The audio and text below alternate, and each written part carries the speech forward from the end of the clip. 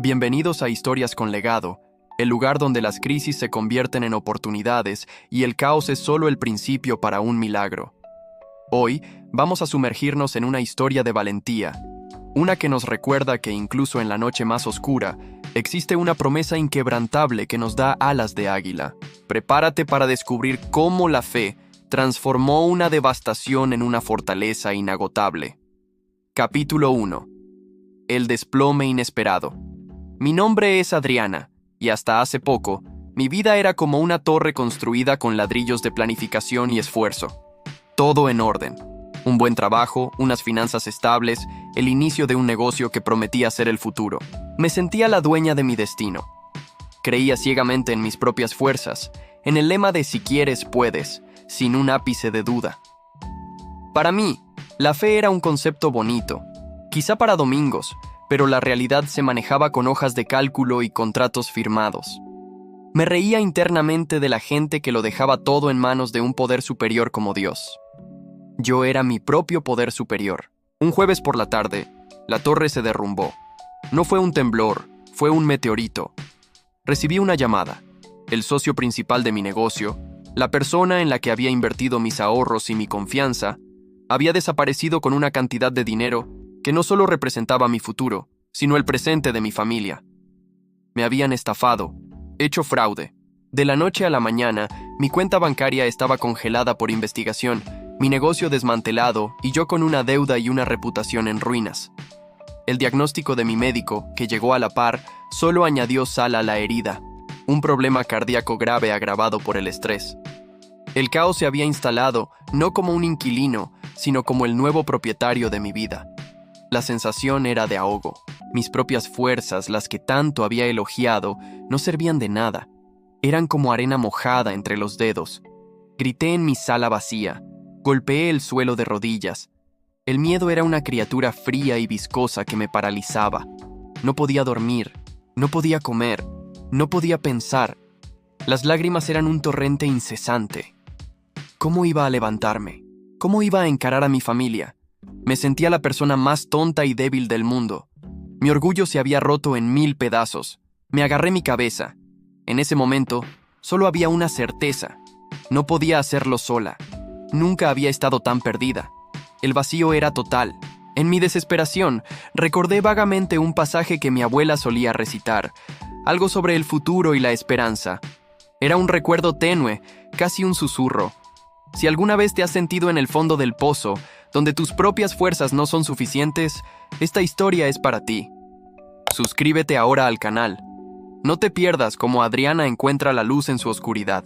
Únete a la comunidad de Historias con Legado y activa la campanita. Hay más por venir.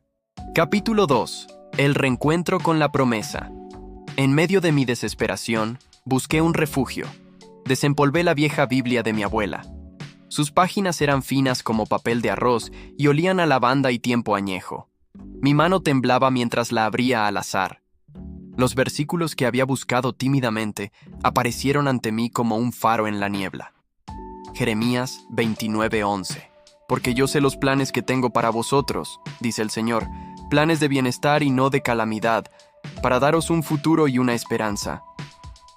La promesa se clavó en mi alma, no como un reproche, sino como un abrazo firme. ¿Planes de bienestar? ¿Un futuro y una esperanza?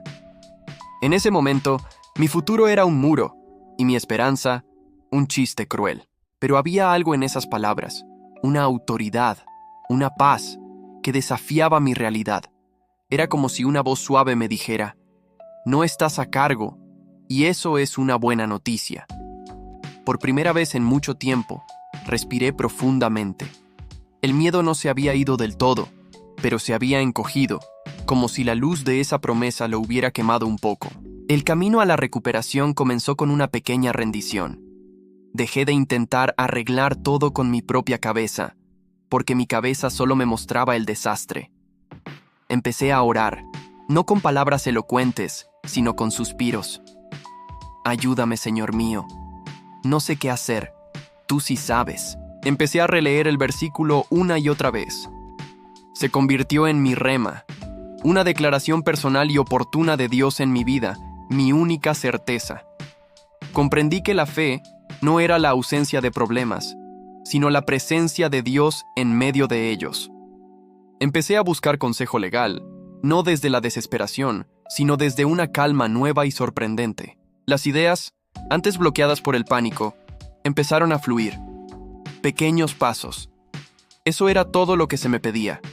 Un paso de fe a la vez. Esta promesa es poderosa. Jeremías 29:11. Nos habla de un futuro lleno de esperanza.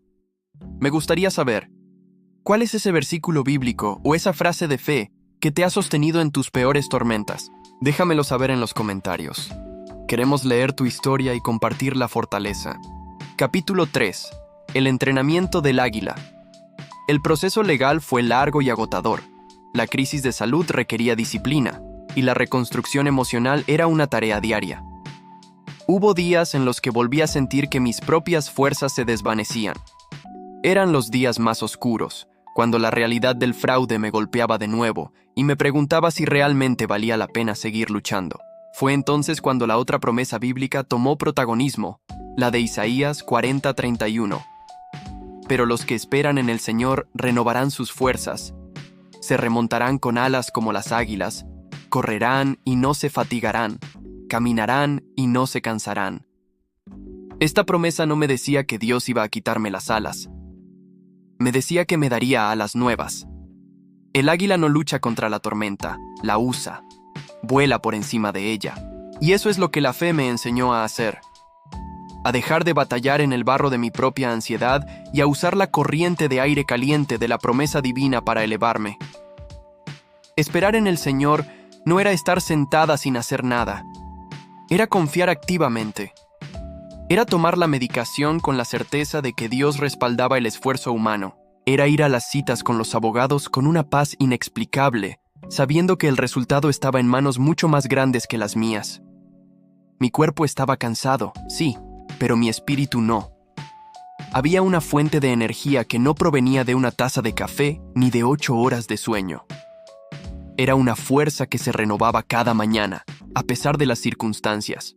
Empecé a reírme, incluso, de mi antigua yo, de la super Adriana que creía tener el control de todo. Qué chistoso era pensar que la estabilidad provenía de una hoja de cálculo.